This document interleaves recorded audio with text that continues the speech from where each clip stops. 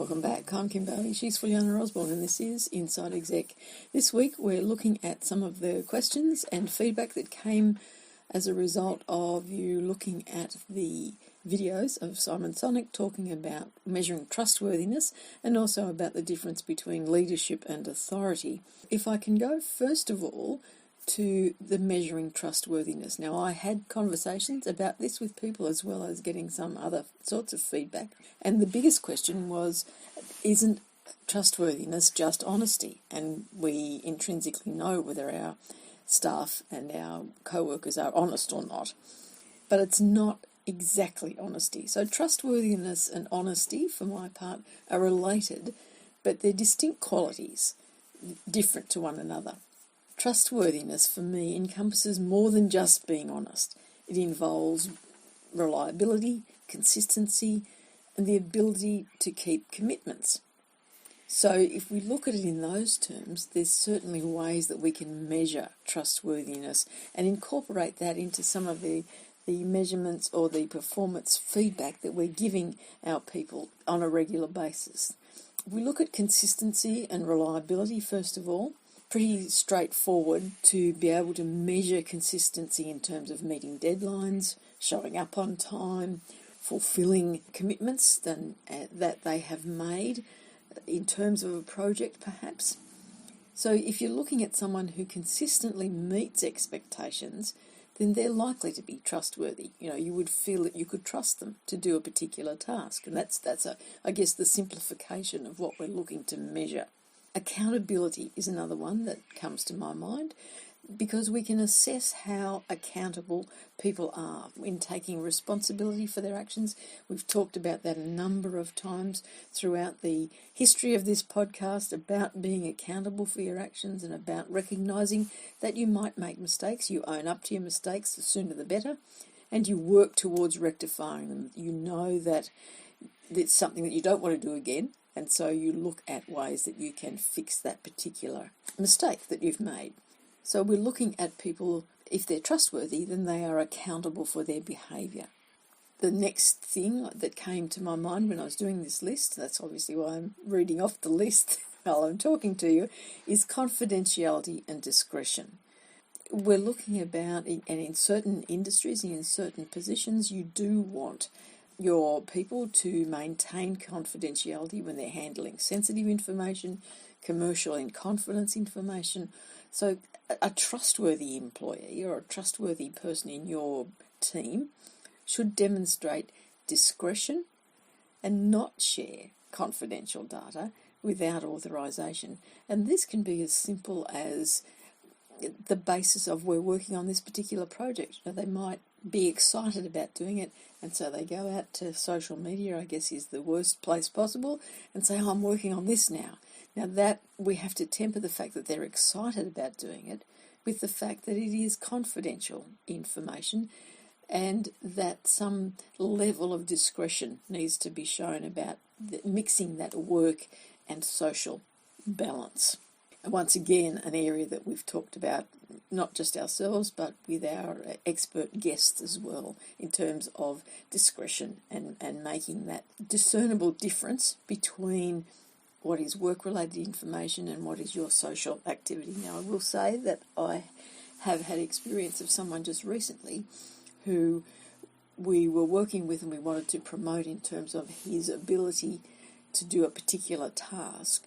And he himself said that he would share it on social media but not in his personal profile, that he would set up a separate profile that could be focused on this particular skill that we wanted to highlight for him because there was going to be more runs on the board from a social perspective, that we wanted to use that as part of the promotion for what he was going to be doing. And he saw and he understood that it was not appropriate for him to mix it with his personal profile on social media, even though it is about him and his personal skills in a particular area. In that sense, we really want to have someone who understands confidentiality but also has good discretionary powers. So another area that we could look at is teamwork and collaboration. So we're looking at how well a person works with others, and whether they can be relied on to support and assist those that are working with them. And this we'll talk about a little bit more in terms of the other topic, which was the difference between leadership and authority. But what we want, particularly in teams, always, is those people who will work with everyone else, whether or not they agree with their approach, that they're prepared to see the greater good in terms of what the team is doing. So they're focused on a goal rather than individual juxtapositioning of their power and their authority. That communication, and as you know, we focused very heavily on communication within this podcast, and most recently we've, of course, have had Gary Ross talk to us about the importance of communication and clear communication. I guess in this sense, a trustworthy person in your team is open to constructive criticism, communicates honestly, and actively listens to others. And I think the active listening is the area where we really still need to start promoting and thinking about and making sure that it's happening. And we've got to practice it. It's not easy to do, because when you're in a group situation, a team situation, and you all have got ideas that you want to share and you want to promote your particular view, it's very hard to listen to someone else talking about it, because you're thinking firstly about what you're going to say to either support or question the approach that's being promoted to you, or you're thinking about the next thing that you want to talk about in terms of your own ideas. So the active listening, I think, is something that we've really got to work with and work on continuously so that it happens. And of course, we appreciate that all of you are active listeners, because you listen to us every week, regardless of what we're talking about. The other area in terms of this trustworthiness that I'd like you to think about is the adherence to company policies. And so we understand that organisations might have core values, they might have policies, and they might have guidelines. And it's a little bit like if I look at the floral art side of things, yes, there are guidelines for particular design styles, and we often will see someone who works just a little bit outside those guidelines but still expects to be rewarded with a prize. And that can't happen because the guidelines are clear and they're outside the guidelines. So are we, in an amateur sense, are we looking at them as being trustworthy, not really in terms of the overall goals, because they understand that there's guidelines and that there's rules, but they choose not to follow them. And so that comes back on being able to trust them in a situation. So if they're outside of a situation where perhaps where they're representing the organisation, can we trust them to do all of the things that we would expect of someone who was representing us? It's about setting standards and about are they likely to abide by the rules and the standards that have been set by the organisation. A few ideas about assessing and measuring trustworthiness. Obviously, you've got to do it in conjunction with other performance evaluations, but it is a vital part of doing those performance assessments, and it is something that should be separated out into an area that you look at specifically. Don't just think, oh, well, we incorporate that into all of those other things, and so it's being assessed anyway. But the bottom line is, if you've got a team that you want to perform, you need to know that you can trust them, that you've got trustworthiness within the team, and that those members within the team trust one another. What you don't want is high performers with low trust. You're much better off having someone who is perhaps a low performer, but that everybody trusts will get the job done in their own time, but will get it done. And so you work on their other skills that might be holding them back from getting something done on time, for example, because you know that everybody trusts them to be, this person to be part of the team, to do what they say they're going to do, and that they can essentially be relied on. That the fallback position is that they will always be there for the team, and that's what you want in a team member. That's the ideas around, my ideas particularly, around trustworthiness and measuring trustworthiness, and that was probably the biggest question, was about how do we measure trustworthiness, and so that gives you an idea of how you can incorporate it into some of your performance reviews. When Fuliana is able to rejoin us again in the not too distant future now, I'm hoping that she'll be able to give us a few ideas about her thoughts on trustworthiness as well, and so we'll revisit this topic again when that happens. If I can now go on to the leadership, the second of the videos that was there for you to have a look at, which was about leadership versus authority. And I think that, for my mind, it was very clearly outlined in that video that lots of people have authority in terms of their knowledge, or they seek a position because it is a position of authority, and so they will have power. So it's all tied up with power and perceived power, but they don't have leadership skills. And leadership skills ad infinitum is something that we have talked about, we have looked for, we have tried to give you ideas to find and to measure and to develop in yourself. Leadership and authority is a different skill set. And what it clearly shows is that just because you're good at a particular job, it doesn't mean that you will be good at leading others, particularly if you're going to lead others who have done or are going to do the job that you have been doing, because you will always assess them on the basis of how you used to do it or how good you used to be at doing that particular task. And so it doesn't always make you a good leader. Sometimes it does. I don't discount that at all. But other times, the skill set that you have are not conducive to leadership, that you're better off doing than leading. And sometimes people enjoy that more. And as managers, we have to recognise that not everybody wants to be promoted. Not everybody wants to move up the ladder, that sometimes they just enjoy doing the job. And I think more and more these days, when we're looking at specialist tasks and specialist activities, that we would have an idea of whether people really felt like they wanted to move up to leadership roles or not, and that if they don't, that you don't pressure them. Now, I have an acquaintance that I have known for since 1989, so I won't tell you how many years that is in case you're listening to it at a different time frame. He is a very active person and always has been. He's now a paramedic in the ambulance service, and obviously because of the years and years of experience he's had, they would like him to move into a leadership or management role. There is absolutely no way he's going to do that, and I think that he would resign rather than be forced into that kind of a role.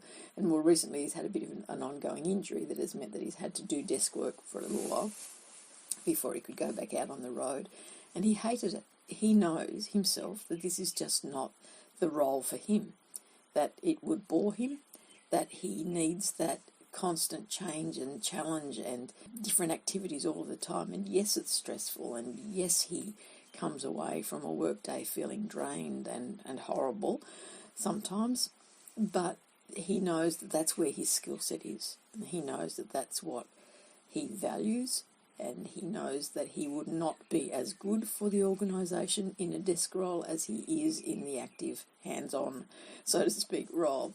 He's very lucky that he has been able to identify that early, and that he's got the strength of character to say no to the people who are pressuring him. And, they do it out of the goodness of their heart. They think it's good for the organisation. They think they're rewarding him for all of the years of service that he's given, and that he might want to move into a more senior role, perhaps a less active role. They might see it as a good thing that they're giving him a less stressful environment to work in. But for him, it would be more stressful, because he would be doing something that he knows he's not comfortable doing, that he doesn't think he's good enough to, or good at doing, because he can't give it the same sort of commitment that he would give to the other roles. So we go back to the trustworthiness. So as a leader, he's not going to be as trustworthy as he is in the active role, simply because he can't meet the commitments that the organisation would want in that sense. And so on a purely paper form, he's not as trustworthy as he would be in the active role if he's in the leadership role. Does he have authority? Yes, he does. He does in the role that he's doing now, and he has authority in the organisation because of his years of experience, because he does his job well.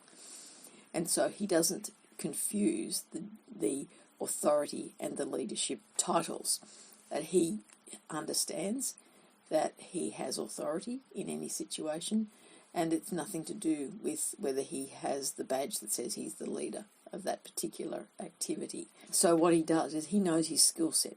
He knows the path that he wanted to follow, and he works to his strengths. And I would recommend that everyone thinks along those ways.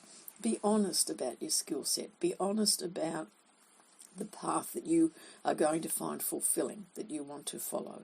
And it doesn't have to be forever. You might review that every time you have a work performance review done, that you might review that yourself and decide whether you've developed more skills, whether you've found a different way to follow a path that perhaps will give you leadership opportunities, but also if you take those opportunities and it doesn't work out, that you recognise that as well. So it's about knowing your skill set, knowing the path that you want to follow, being sure that that's the path that you want to follow, and it doesn't always have to be up the ladder. It can be sideways, it can be stay where you are and do that to the absolute best of your skill set. Work to your strengths, I guess, is the bottom line for that. The other question that came to me this past week that is an interesting one, and the question is, how does someone who is average at their job get promoted to leadership positions because that's where they feel their skill lies? So if you've done the assessment of your skills set and you decide that, yeah, I'm acceptable at the job that I'm doing, but I have these other skills that I don't get to exhibit in this particular role that I know would be useful for an organisation, that I know I would enjoy exploring and expanding and exercising, how do I get promoted so that I can use those skills when they're not already obvious to an organisation? And I thought about this for a long time because I thought in the structure of organisations it would be very difficult to make that happen, because for the most part you have to have exhibited some of the skills before you get moved to the next line, or someone has recognised that you've got those skills so you move to the next line. So my suggestion in this situation is that you think about organisations outside of your paid employment where you can exhibit those skills that you think would be useful in the organisation. And so perhaps it's a sporting organisation, perhaps it's another sort of hobby or other activity. And it might even be you might have kids who are in sport and you might be doing the team manager role, or you might be doing the secretary for an organisation. Somewhere where the skills that you feel you have that are not used in your job, not required in your job, whatever it is, but you would be able to use if you moved into a different role in your own organisation or a different organisation. Develop those outside the organisation, have them recognised outside the organisation in whatever way it is appropriate, and then make sure that within the organisation you bring that to bear, that information to bear, so that when you're at a team meeting you say, oh, when we had an issue in this volunteer organisation that matches what's happening here, I did this, I did that. So you talk about the experience that you've had outside of the job that you're doing, so that people understand that you're a more rounded individual than they might otherwise have assessed, because all they see you in is this role that you do in the organisation. And just as a humorous aside, at the weekend we went to a birthday party, and the young girl whose birthday it was very keen to be dressed up in other than the uniform that we always see her in. And her opening words to everyone who came was, look, you see, I do have other clothes. I don't always look like I look at work. And it was important for her, in that sense, for us all to understand that she wasn't just the person that we see at work, that there was more to her, and that we needed to explore that and find out a little bit more about her. So think about that. Think about that as a way for you to have your skill set recognised when it's not part of what you would normally do in the work day. So there's my thoughts on those two areas that we exposed for you last week. As I said, once Fuliana is back and able to give us her feedback, we'll get that and add that to this recording. But for now, I'm Kim Bailey. She's Fuliana Osborne, and this is Inside Exec.